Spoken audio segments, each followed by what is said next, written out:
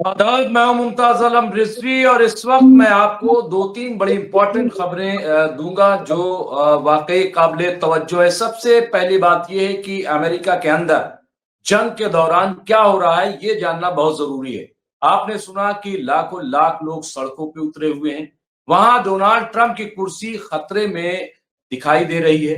लेकिन उससे बड़ी खबर यह है कि जिस तरह से पेंटागन में कार्रवाई चल रही है उसको लेकर के पूरे अमेरिका में तशवीश है कि आखिर हो क्या रहा है।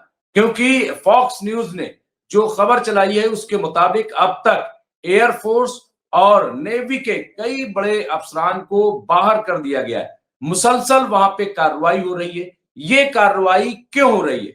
क्या इसलिए कि जो एयरफोर्स और नेवी के जो अफसरान हैं, जो चीफ्स हैं, वो नहीं चाहते कि बिला वजह जंग की जाए, या इसकी वजह क्या है? क्यों उनको रिटायरमेंट किया जा रहा है, उनको रिटायर करके उनको फोर्स से निकाला जा रहा है? तो आप ये देखिए पेंटागन में जो कार्रवाई हो रही है उसको लेकर के अब चीमगोइयां भी शुरू हो गई हैं कि क्या अमेरिका इस तरह से ईरान के साथ जंग लड़ सकेगा? आखिर ये कार्रवाई की वजह क्या है? कुछ भी अभी अमेरिकी सदर डोनाल्ड ट्रंप की तरफ से इस पर बयान नहीं आया। हालांकि उन्होंने हाल ही में यानी कल ही उन्होंने एक बड़ा खिताब कौम के नाम किया था। लेकिन उन्होंने ये नहीं बताया कि खुद उनके यहाँ क्या चल रहा है। उन्होंने अपने फोर्स की, अपने मिलिट्री की तारीफ की। उन्होंने कहा कि दुनिया की सबसे मजबूत मिलिट्री अगर कहीं है तो वो अमेरिका के अंदर। लेकिन उसी मिलिट्री में, उसी एयरफोर्स और नेवी में क्या चल रहा है इसके सिलसिले में उन्होंने एक भी बयान नहीं दिया। जबकि आप ये देखिए कि तकरीबन अब तक जो फॉक्स न्यूज है उसकी तरफ से जो रिपोर्ट जारी की गई है उसके मुताबिक एक दर्जन के करीब, जी हाँ, एक दर्जन के करीब एयरफोर्स और नेवी के बड़े अफसरान को बाहर कर दिया गया।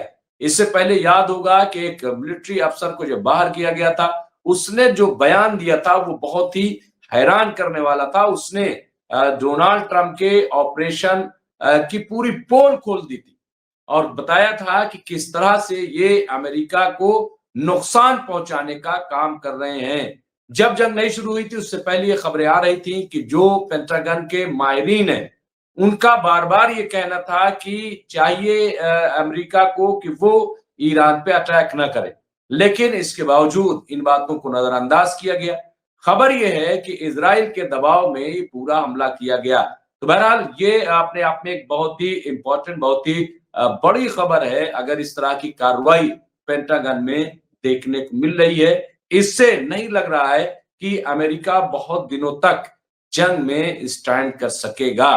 बहरहाल इस पर जो और तफसील आएगी वो हम आपको आपके नजर पेश करेंगे। आप ये देखिए दूसरी इसी से मुतालिक खबर ये है कि ईरान ने एक बार फिर जो बहुत ही इनका जबरदस्त एयरक्राफ्ट माना जाता है, जंगी तैयारा F-35, उसे ईरान ने मार गिराया है। जी हाँ, ईरान का दावा है कि F-35 जो अमेरिका का सबसे खतरनाक जंगी तैयारा माना जाता है F-35, उसे मार गिराया। और ये रिपोर्ट है कि गुज़िश्ता 15 दिनों में ये दूसरा F-35 एयरक्राफ्ट जो है वो मार गिराया ईरान ने। इसकी कीमत तकरीबन 900 करोड़ बताई जा रही है। और ईरान का यह भी कहना है कि इस 900 करोड़ के जंगी तैयारे को हमने मामूली से अपने ड्रोन से इसे मार गिराया। तो बहरहाल ये अपने आप में एक बड़ी खबर है कि ईरान ने F-35 को मार गिराया है। यही नहीं बल्कि F-15, F-16 और इस तरह के कई ड्रोन्स जो बड़ी कीमत के अमेरिका के थे, अब तक ईरान की तरफ से वो सब निशाना बनाए जा चुके हैं। आप सोचिए कि वो ईरान कि जिसके बारे में ये कहा जा रहा था कि इनके पास एयर डिफेंस सिस्टम नहीं है, लेकिन गुज़िश्ता 15-20 दिन में ये देखा जा रहा है कि अब ईरान भी जो ईरान का एयर डिफेंस सिस्टम है वो भी काफी एक्टिव हो गया है। और F-35 जिसके बारे में ये कहा जाता है कि ये स्टील्थ है, ये राडार में नहीं आता है, ये पकड़ में नहीं आता, तो फिर सवाल ये है कि ईरान इसे कैसे मार रहा है, इसे कैसे गिरा रहा है, ये एक बड़ा सवाल है। लेकिन आप ये देखिए कि इसके 900 करोड़ कीमत है।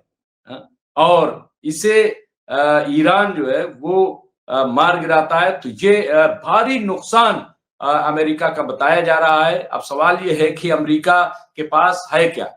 अगर F-35 भी महफूज नहीं है, तो फिर अमेरिका के पास वो कौन सा अब जंगी तैयारा है जो ईरान को जाकर के निशाना बनाएगा? ईरान पूरी तरह से एक्टिव नजर आ रहा है। इसी के साथ साथ चूंकि बात डोनाल्ड ट्रंप की हो रही है, डोनाल्ड ट्रंप जिन्होंने कल कौम से खिताब किया, अब फ्रांस के जो राष्ट्रपति हैं, जो सदर हैं मैक्रोन, उन्होंने जबरदस्त अमेरिकी सदर पर हमला किया।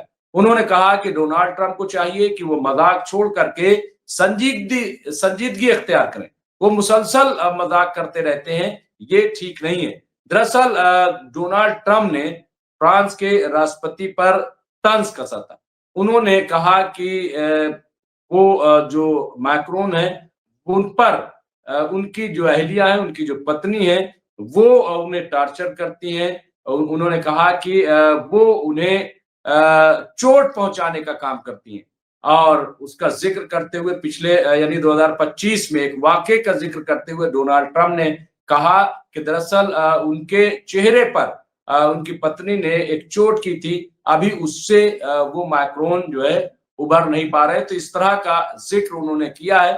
तो डोनाल्ड ट्रंप ने जिस तरह से घरेलू मामले में मुदाखलत की है और जाती जिंदगी पर जो अटैक किया है, उसको लेकर के अब फ्रांस के सदर मैक्रोन ने कहा है कि इन्हें चाहिए कि ये इस तरह की जो मजाकिया बातें से बंद कर दें, क्योंकि दुनिया इस वक्त बड़ी क्राइसिस में है। ये जो जंग चल रही है, ये कोई मजाक नहीं है।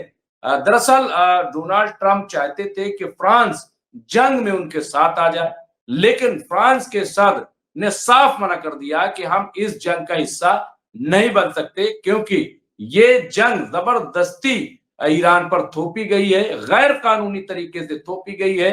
अब आप ये चाहते हैं कि इसमें फ्रांस भी शामिल हो जाए आपके साथ, तो ये मुमकिन नहीं है। तो इसी वजह से डोनाल्ड ट्रंप गुस्सा हो गए थे। डोनाल्ड ट्रंप जो है वो आपे से बाहर बताए गए और उन्होंने ये तंज, ये कटाक्ष जो है वो मैक्रोन पर किया। दरअसल एक वाकया ये आया था कि जिसका वीडियो काफी वायरल हुआ था कि मैक्रोन की जो अहलिया हैं, जो वाइफ हैं, उन्होंने एक बार उनके चेहरे को थोड़ा से कुछ हाथ मारा था या कुछ इस तरह से एक्शन किया था कि जिसको लेकर के ये खबरें चली थी। उसी की तरफ इशारा करते हुए डोनाल्ड ट्रंप ने ये बात कही है। लेकिन क्या किसी की जाती पर्सनल लाइफ में इस तरह की बातें की जा सकती? सवाल ये लोग उठा रहे हैं कि वो डोनाल्ड ट्रंप जिनकी पूरी जिंदगी एप्स्टीन फाइल से भरी हुई है, और एप्स्टीन फाइल क्या है दुनिया जानती है कि किस तरह से मासूम बच्चियों का वहां पर रेप किया गया, मासूम बच्चियों के साथ क्या कुछ नहीं हुआ, यानी शैतान भी शर्मा जाए।